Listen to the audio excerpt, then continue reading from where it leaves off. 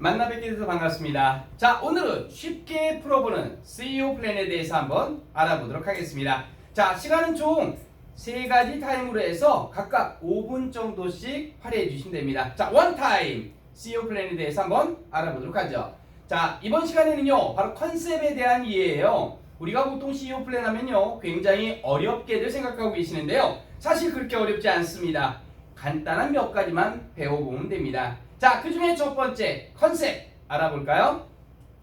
자, 먼저 CEO 플랜의 제한 목적은 무엇인지에 대해서 한번 알아보죠. CEO 플랜 과연 무엇인가요? CEO 플랜은요, 바로 회사의 자금을 CEO가 합법적으로 절세를 하면서 취득할 수 있는 최선의 플랜을 우리는 CEO 플랜이라고 합니다.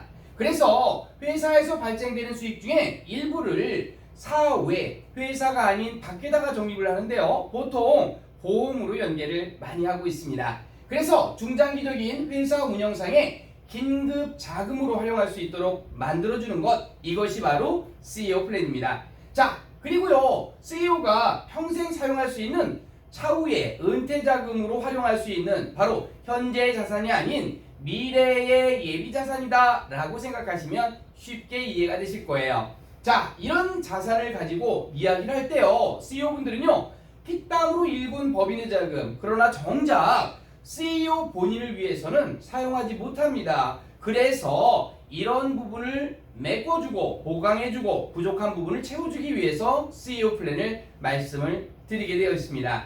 자, 법인 자금의 합법적이고 절세를 할 수 있는 그런 취득 방법 3가지에 대해서 한번 이야기를 드려볼까 합니다.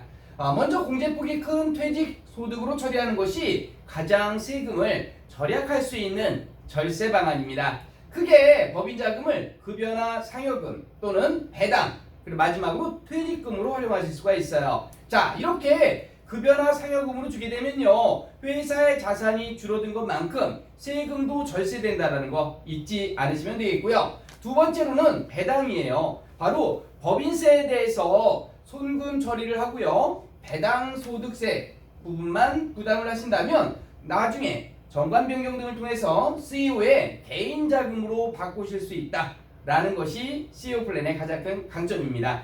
여기에 한 가지 더. 자, 보통 퇴직할 때 퇴직금 받아가는 건 당연한 거예요. 그런데 급여까지 올리고 상여금도 올리게 되면요, 나중에 퇴직금도 이 금액의 2배수, 바꿔 얘기해서 내가 연봉으로 3억 정도를 받게 되면요, 퇴직금으로 6억 정도를 회사의 자산에서 CEO의 자산으로 돌릴 수 있다는 거, 이런 부분들을 잘 이해하시면 보다 쉽게 이해가 되실 거예요. 그리고 마지막으로 퇴직금은요, 퇴직세에 대해서 부담을 하면 되니까요, 그 부분만 이해해 주시면 되겠습니다.